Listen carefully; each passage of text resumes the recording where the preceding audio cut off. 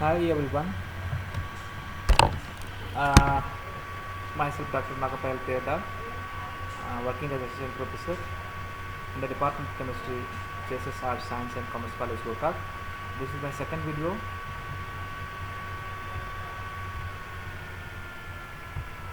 This is my second class or second video on the covalent bonding.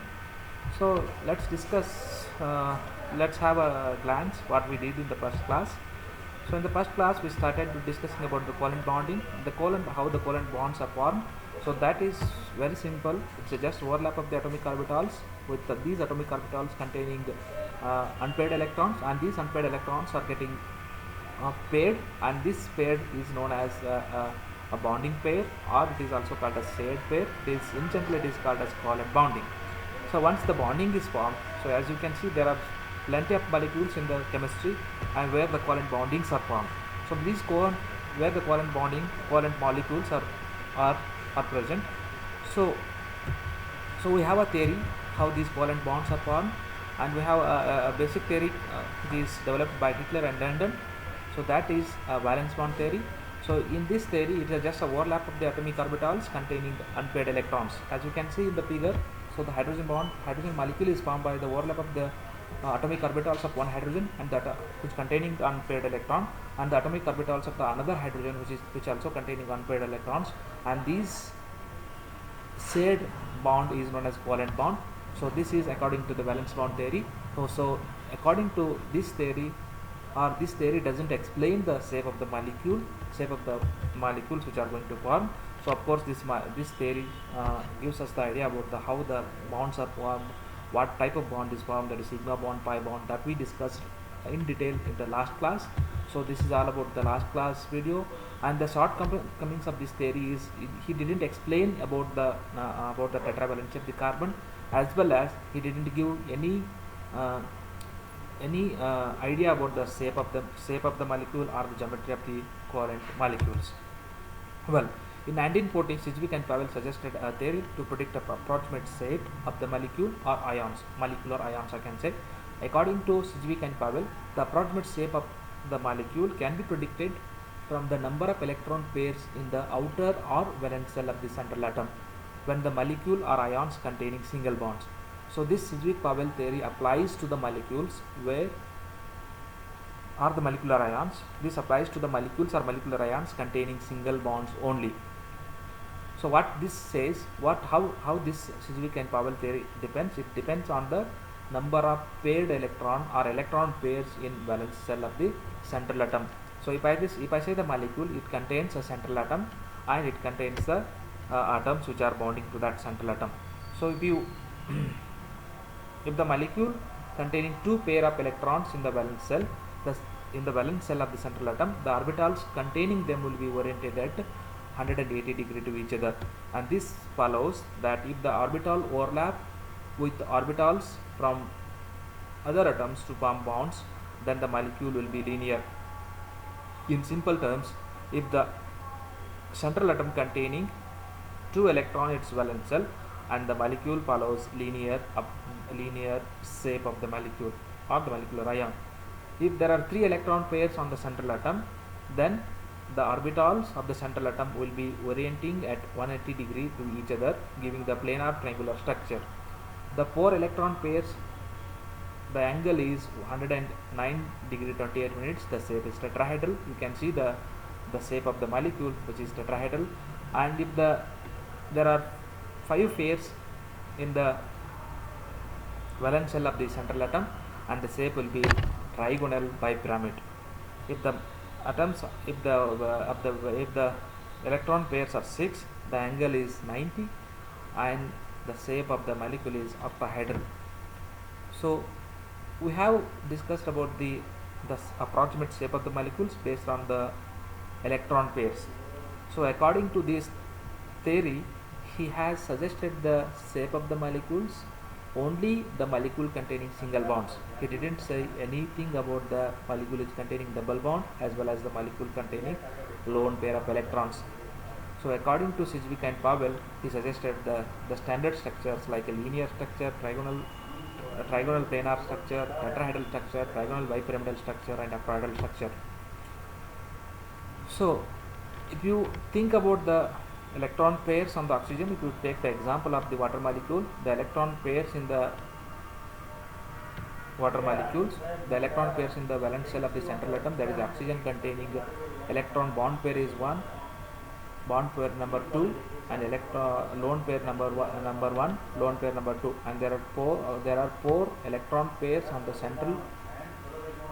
central atom. So this means that this has to take tetrahedral structure, as there are 4 electron pairs on the central atom on the central atom. So this has to take tetrahedral structure according to Sedgwick and Powell theory. But the actual shape of the water molecule is bent. So you can see, so as the structure is bent here, but he didn't consider that the Sedgwick and Powell did not consider the lone pair of electrons on the oxygen. So he fails to explain the structure of the molecules where the central atom containing lone pair of electrons. So further in 1957, Gillespie and Nielom improved the Sedgwick-Powell theory to predict the molecular shapes and bond angles more exactly. The theory was developed extensively by Gillespie as valence shell electron pair repulsion theory. So of course this theory is an extensive part of the Sedgwick-Powell theory, where he didn't consider the lone pair of electrons on the central atom, but here in VSEPR he considered the lone pair of electrons and their repulsions between the bond pair and lone pairs. So this theory says, in the first assumption of this theory, the shape of the molecule is determined by the repulsion between all the electron pairs present in the valence shell. So of course this is as same as the Sedgwick-Powell said. The lone pair of electrons takes up more space around the central atom than the bond pair. It is just because of the lone pairs which are attracted to only one nucleus, while the bond pair is shared by 2 nuclei. So this follows the repulsion between 2 lone pairs, or lone pair repulsion is always greater than the lone pair bond pair, and in turn than the bond pair. So as the lone pair takes more space, as it is attracted by only a single nucleus, that's why it needs more space. So this lone pair repulsion is more than the lone pair bond pair, and in turn more than the bond pair repulsion. The presence of the lone pairs on the central atom causes slight distortion of the bond angles from the ideal shape.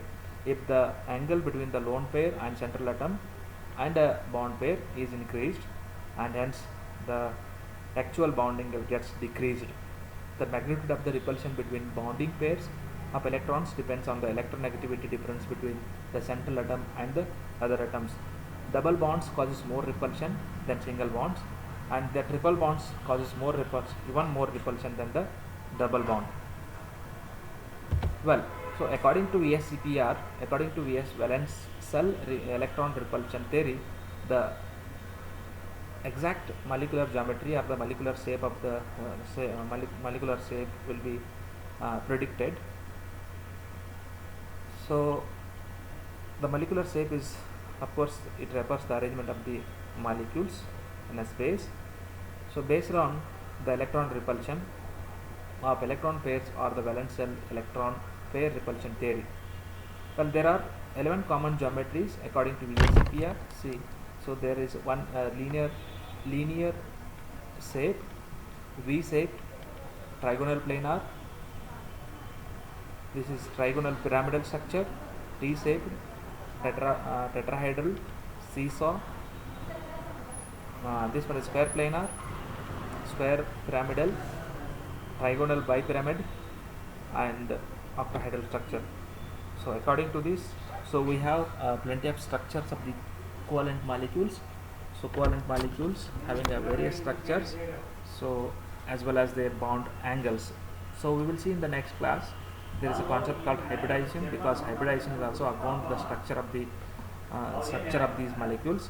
So we will study this VSEPR theory as well as hybridization parallelly, as both of them are showing the structure of the covalent molecules. So we will discuss that in the next class. We will see the first the hybridization concept and VSCPR, the examples of the VSCPR theory. We'll just compare both the things and we will understand how the structures, how we can predict the structures exactly. So if you have any questions regarding these two theories, one is Sijbik-Powell theory to predict the approximate shape and size of the shape and geometry of the structure, covalent molecules, and VSCPR theory. So if you have any questions, you please comment in the comment box. We will discuss in the next class. So thank you very much.